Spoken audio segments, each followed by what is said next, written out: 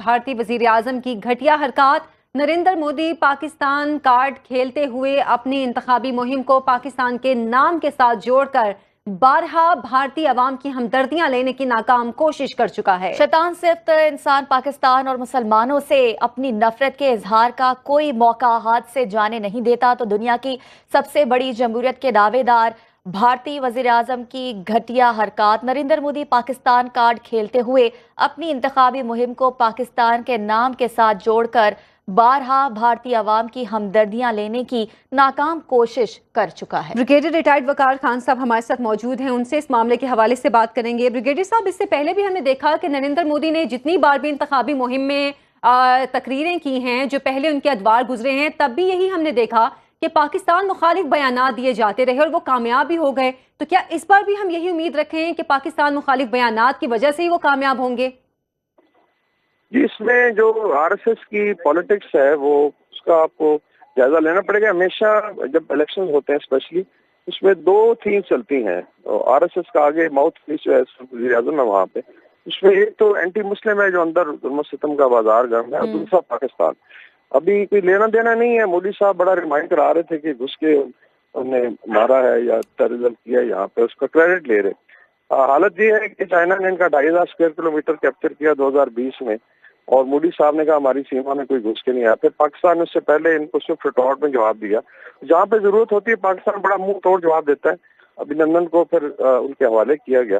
तो मेरा ख्याल वो उसकी खिफत मिटाने की कोशिश है। मिलिट्री की हालत है कि वो जो है दो फ्रंट पे नहीं लड़ सकती। अभी मोदी का इस वक्त ये है कि जो साउथ में काफी ज्यादा उसको आई थिंक शिकस्त हुई है, जो सदर्न स्टेट से आ रही है खबरें, और नॉर्थ बेल्ट में डेफिनेटली जो काउ बेल्ट है वहाँ पे उसका ये रेटोरिक वगैरह चलता है। तो वही है, अभी देने को चूंकि है नहीं अवाम को कुछ। वहाँ पे भी इसी तरीके से बेरोजगारी है। तकरीबन 80 करोड़ अवाम जो है उसको 1 किलो राशन, 1 किलो आप कह लें दाल और 5 किलो चावल पे ये गुजारा करवा रही है। हालत है।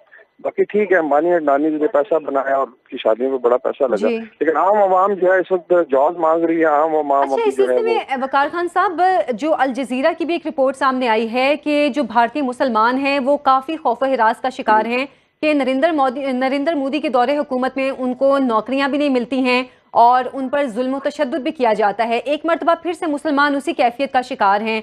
तो आलमी जो इदारे हैं वो क्या इन चीजों का नोटिस नहीं लेते? इंटरनेशनली भी अभी काफी उसकी ले रही। अभी आपने वाशिंगटन पोस्ट में जो रिपोर्ट आई, न्यूयॉर्क टाइम में, वो बड़ी क्लियर है, जिसमें इंडिक्ट किया गया है जो भारत की खुफिया एजेंसी का पुराना चीफ था जो गोयल, उसके थ्रू जो है अजीत डोवल ने पूरा तर्जुमा कराया, हिट स्क्वाड भेजे कनाडा में, इसके बाद पाकिस्तान में भी असैसिनेशन हुई।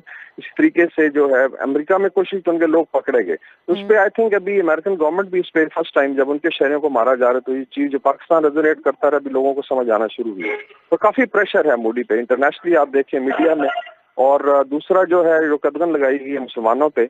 और यही दो चीजें हैं, मतलब इसी पे, चूंकि काउ बेल्ट में अगर आप देखें तो तकरीबन 40% वोट जो है वो आरएसएस ले लेती है, और वही उनका बेसिकली उत्तर प्रदेश है, या ऊपर आप चले जाए महाराष्ट्र है, फिर मध्य प्रदेश है, इसी तरीके से जो ये वाले इलाके हैं बेसिकली आसाम में किसी हद तक कह लें, या बिहार में। तो ये उसका चलता है। और राम मंदिर की आपको पूरी स्टोरी पता है, जिस तरीके से बाबरी मस्जिद को डिमोलिश करके फिर लीगली उसको उन्होंने इसको करवाया, स्टैंप करवाया अपनी टाइम कोर्ट से। तो मेरे ख्याल में ये एक रेटोरिक है जो शायद जी बिल्कुल सर साथ ही रहेगा। ब्रिगेडियर रिटायर हारिस नवाज साहब ने हमें ज्वाइन किया।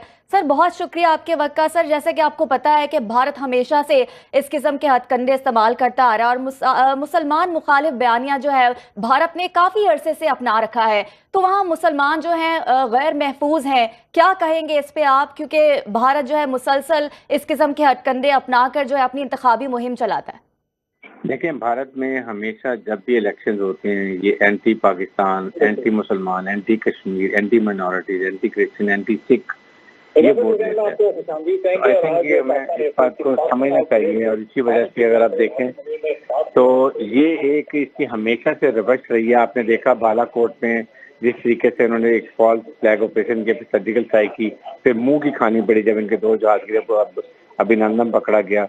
ये इनकी रूटीन बनी हुई है। मेरे ख्याल में ये इसके लिए हमें फिक्र करने की जरूरत नहीं, लेकिन पाकिस्तानी मुसल्लह फौज ने तमाम सिक्योरिटी अरेंजमेंट किए हैं क्योंकि कुछ भी किसी वक्त कर सकता है।